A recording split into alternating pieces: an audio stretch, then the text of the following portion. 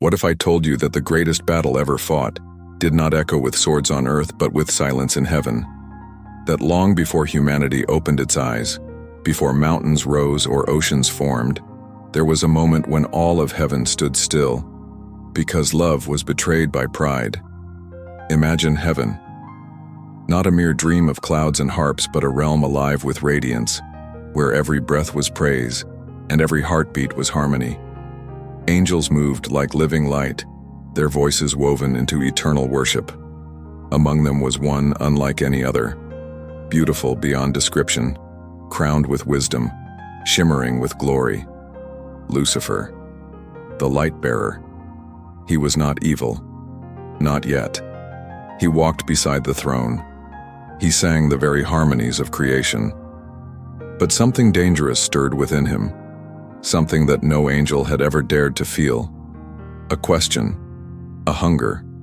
Why worship when I too can be adored?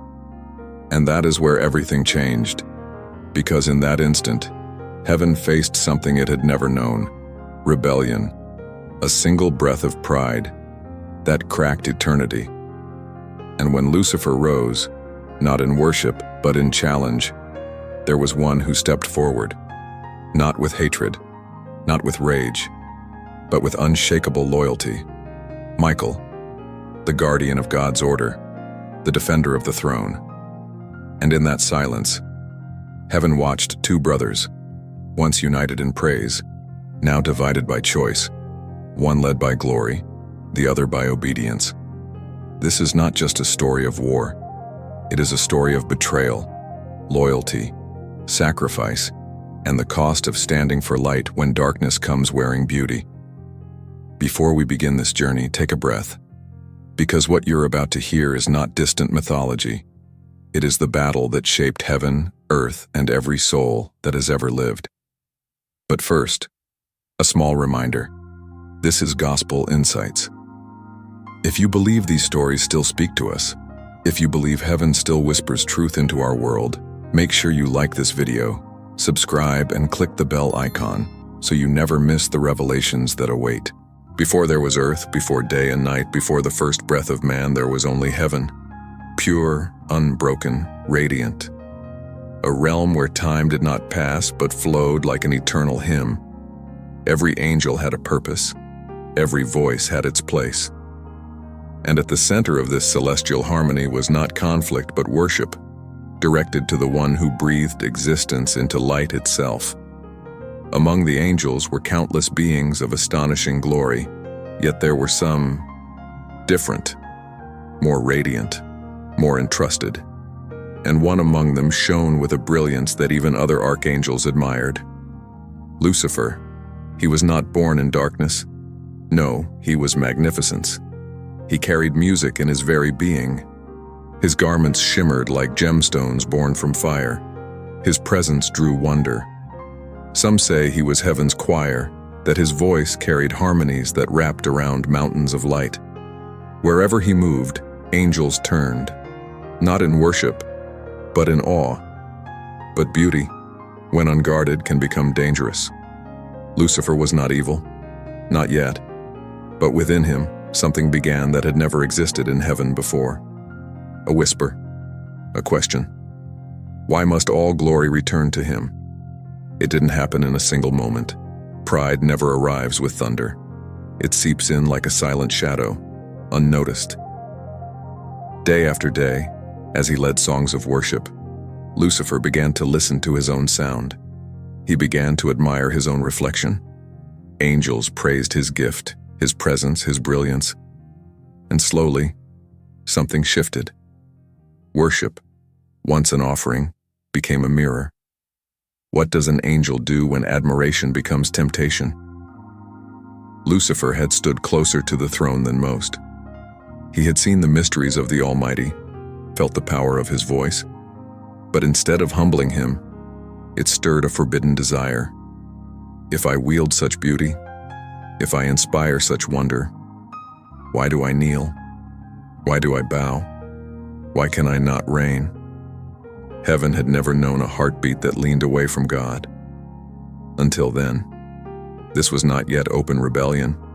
This was a seed, a silent transformation.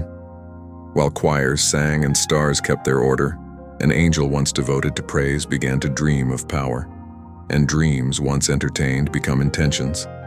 But even in this quiet corruption, there was one who sensed the tremor: Michael, the Archangel of authority. Not because he was suspicious, but because he understood something Lucifer was beginning to forget: that all glory comes from God, and only in surrender does true power live. Michael and Lucifer were never enemies by origin. They had once stood side by side, guardians of realms, protectors of order. They had shared honor, purpose, even brotherhood. And yet, without a single word spoken, distance began to grow, not in steps, but in spirit. Can you imagine that? To watch someone once filled with light slowly turn toward shadow, yet still cloaked in beauty? How many of us have seen that in our world, in a friend, in a leader, even within ourselves? The line between pride and purpose is razor thin, and so it began, heaven's greatest tragedy. Not with a shout, but a thought, not with hatred, but admiration of self. Lucifer was no longer asking, "How can I glorify?" He was asking, "Why do I not reign?" And in that single shift, the universe shuddered. For every fall, even the greatest, begins with one silent question. Pride rarely marches with drums, it whispers.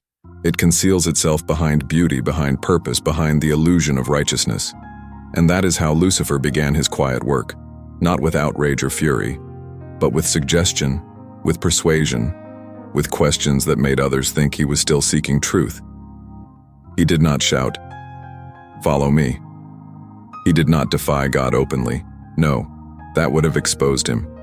Instead, he spoke softly, almost sorrowfully, as though burdened by a secret understanding. He approached the curious, the thoughtful, the powerful ones among the angels, and with each one, he planted the same seed that had taken root inside him.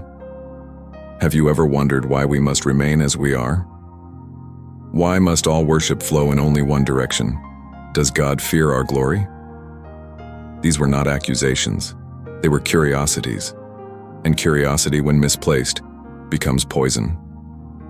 There were angels who admired Lucifer deeply, not because they craved rebellion, but because they trusted his wisdom.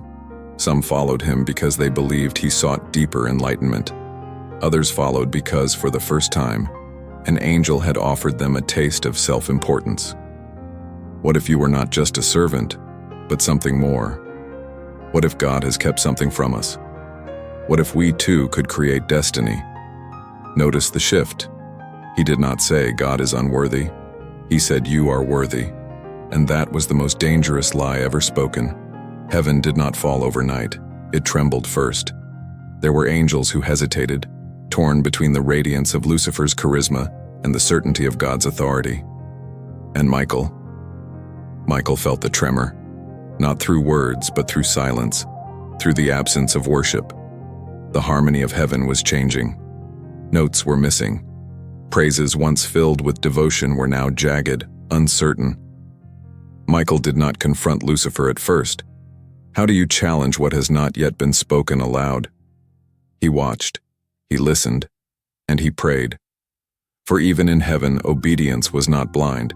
It was chosen. In those days, Lucifer's presence grew even more captivating. Not because he was more holy, but because he had discovered something intoxicating: influence. And with influence, he learned how to wrap deceit in beauty. Some began to call him bringer of wisdom. Some whispered, morning flame. Others simply followed. Without understanding, they had already stepped away from the throne. Lucifer no longer sang to God. He sang to hearts. And here lies the greatest danger, when a voice that once lifted worship begins to draw worship. There were meetings in secret chambers of heaven. There were gatherings under the illusion of seeking deeper purpose. Angels who once knew no doubt now spoke cautiously, testing their thoughts, fearing their own questions. They still feared God, but they began to love Lucifer's vision. What was his promise? A throne, a new order, a heaven where angels could rise, where rank could change, where glory could be shared and not given.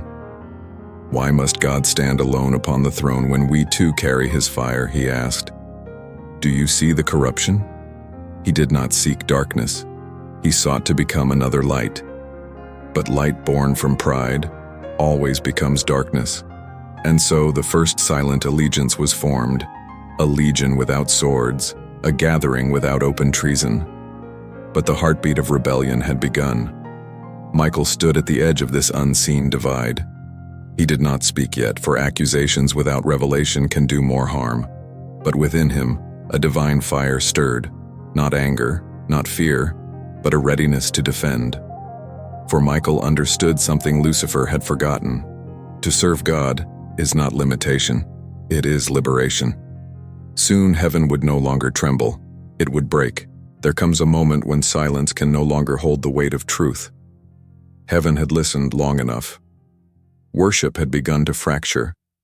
There were songs still sung to God, but the focus, the devotion, the pure flame, was flickering. And heaven, once united in praise, now held a secret division. Some still bowed freely. Others bowed with questions burning behind their eyes. Michael could feel it, the tremor in the very air of the celestial realm. Angels passing one another with guarded glances. Conversations that stopped when he approached. The music of heaven had acquired a dissonant note, a quiet discord hidden behind words of unity. It was like witnessing a crack form in glass, imperceptible at first but growing. And in the center of it stood Lucifer. He had not declared war, he had not raised a banner. But his presence had changed.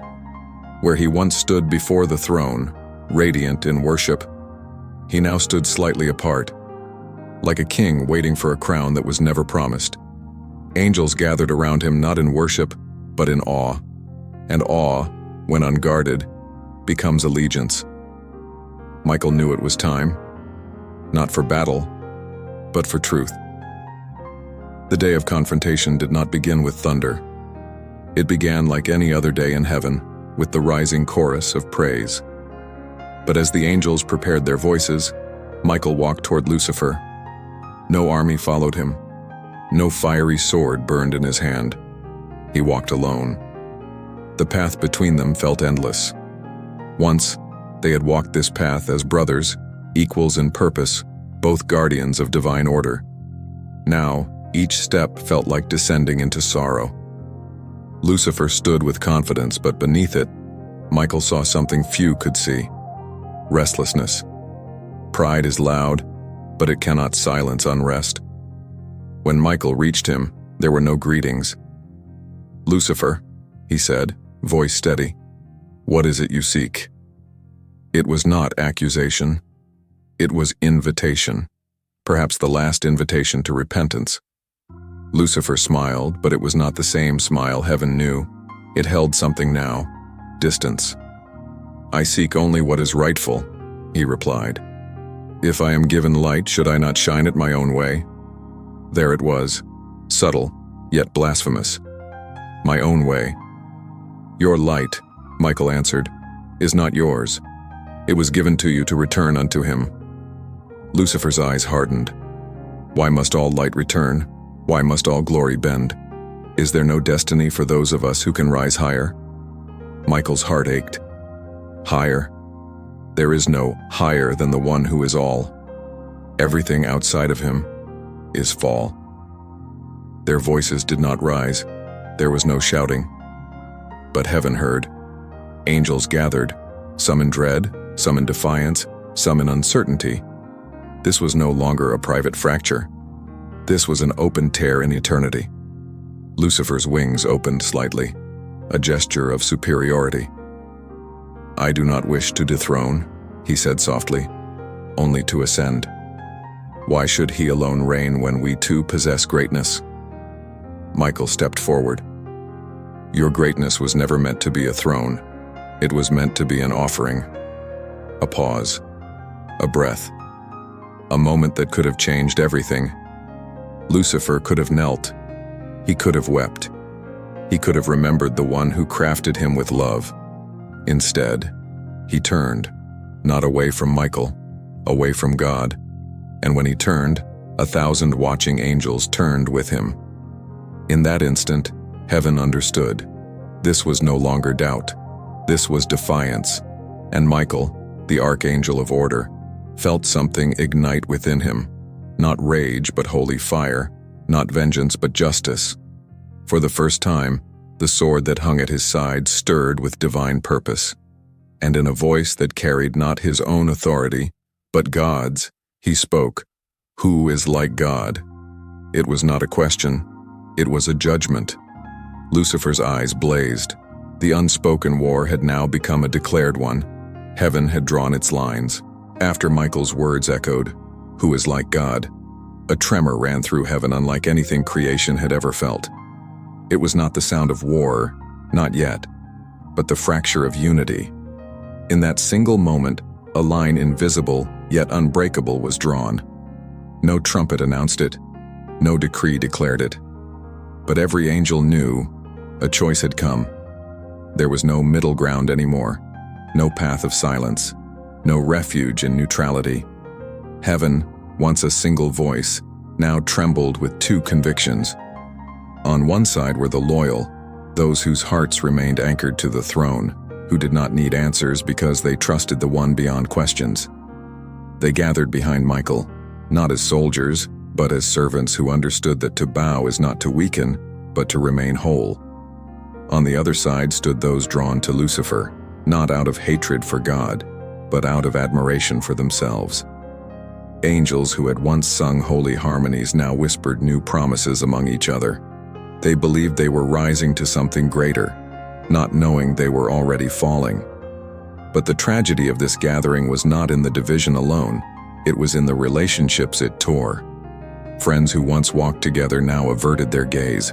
Choirs that once blended in perfect unity now held a silence heavy with betrayal. There were angels in tears, torn between two lights, one true, one deceptive. Lucifer moved among them like a king in waiting. He did not roar. He did not rage. He spoke gently, persuasively, as if he were the misunderstood liberator of heaven. His words were cloaked in dignity, yet pulsed with ambition. "Why should we remain forever bowed," he murmured, "when we can build our own throne?" Those who followed him believed they were choosing destiny, not rebellion, for deceit rarely presents itself as darkness. It presents itself as enlightenment. Michael stood afar, solemn, watching this gathering unfold. Behind him stood Gabriel, Raphael, Uriel, and countless angels of unwavering devotion. But Michael did not feel triumph. There was no victory in loyalty when loyalty was tested by the fall of a brother. Heaven itself seemed to mourn. Light dimmed across the celestial fields. The great rivers of glass that flowed before the throne slowed, as though creation itself held its breath. And still, God remained silent. He did not intervene. He did not thunder. For this war was not of power, but of will. Love does not chain. Even angels were free to choose. That was the holiest and heaviest truth. God would not force devotion. The throne would not beg for worship. Heaven would not imprison love. And so the armies aligned, not with swords drawn, but with hearts revealed. Lucifer, now surrounded by legions, lifted his gaze toward the throne. His eyes no longer reflected worship. They reflected hunger. Majesty had turned to ambition. Glory had become possession. Some say that in that instant, the very winds of heaven whispered sorrow, because even the realms understood. This would end in war. Michael felt the command burn within him, not spoken by lips, but inscribed into his very being. Stand. Not because God needed protection, but because holiness must be defended. Truth must not remain silent. The battlefield of eternity had formed, without earth, without time, without blade, and yet the greatest conflict in existence was now inevitable. And still, neither side struck. Because before war came the final plea. Before the first sword was ever lifted, before the skies of heaven ignited with holy fire, there was one final moment, one last breath of mercy, Because even in rebellion, God's justice does not rush. Mercy walks first. Lucifer stood with multitudes behind him. Angels once bathed in pure worship, now shrouded in silent defiance. They were not demons yet, not creatures of shadow. They were angels. Angels standing in a choice they could still undo. Across the great expanse stood Michael, unwavering, but not unbroken. There was no hatred in his gaze, only heartbreak. How do you look upon one who once sang beside you, who once shared the same purpose, and now chooses a throne apart from the one who gave him wings? Between them lay no physical battlefield, yet the tension was fierce as any war. Heaven itself seemed to hesitate. The rivers of crystal stilled. The great thrones of the elders bowed low, as if creation dared not speak in this sacred pause. Michael stepped forward. He did not draw his sword. He did not call the legions. His voice, when it came, echoed with the weight of eternal sorrow and holy authority. "Lucifer," he said softly, more like a brother than a judge, "this is not the way." Lucifer did not turn at first. His gaze was fixed upon the throne, upon the radiant seat of the Almighty, and in that reflection, he did not see worship. He saw rivalry. "You still bow," Lucifer answered, his tone smooth, composed, almost mournful. "You still kneel to a throne that keeps us beneath it." Michael's expression tightened, not in anger, but in compassion. "Beneath? Lucifer, we were never beneath. We were within his glory. Everything we are is because of him." Lucifer's wings lifted, vast and majestic. "Then why give us such power? Why beauty? Why wisdom? If not to rise, to reign?" Michael took another step. His words carried a tremor, not of fear but of urgency. "Because glory was never ours to possess. It moves through us, not into us. Lucifer, you have not been denied a throne. You have been granted a purpose." A silence followed. For a fraction of eternity, something flickered in Lucifer's eyes. Doubt, pain, perhaps the ghost of the angel he once was. But pride, once rooted, is relentless. It masks itself as conviction. "I will not kneel," Lucifer replied. "Not again." And with those words, choice was sealed. Michael's heart broke, but his spirit solidified. He knew what was coming. They all did. Yet even now, at the very edge of war, Michael offered one final chance. "Return," he whispered. "Not to servitude, but to truth. The throne you challenge created you. The one you defy still calls you." Lucifer turned then, fully. The radiance that once dazzled now burned with ambition. His voice, though calm, carried a final severing.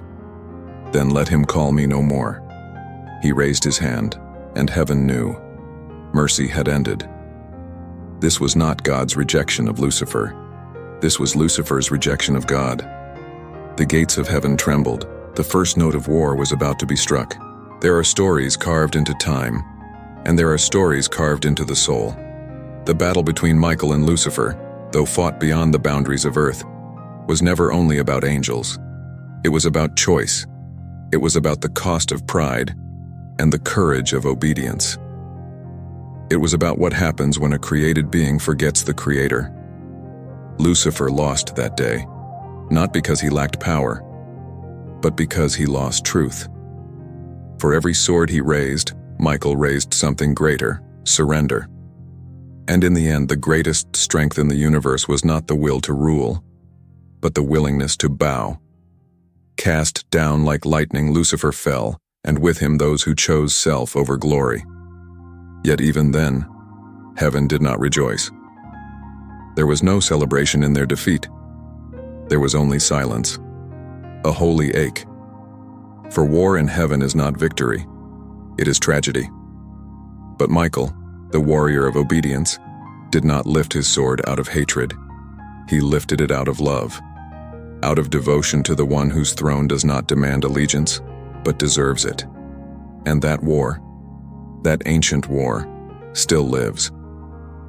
Every time pride whispers, "You deserve more," Every time surrender feels like weakness, every time we choose our will over God's, we stand on that battlefield.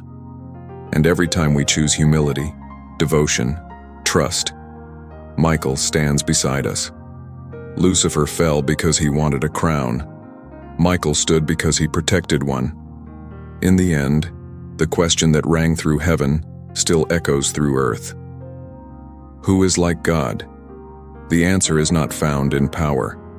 It is found in worship. If this story moved your heart, if it opened your eyes to the unseen war that shaped all of creation, then I invite you to journey deeper with us.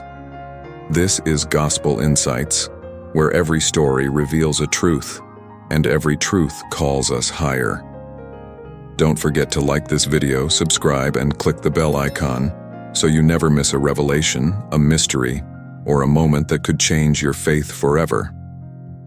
Until next time, stand in the light, and remember, the greatest battles are not fought with swords, but with choices.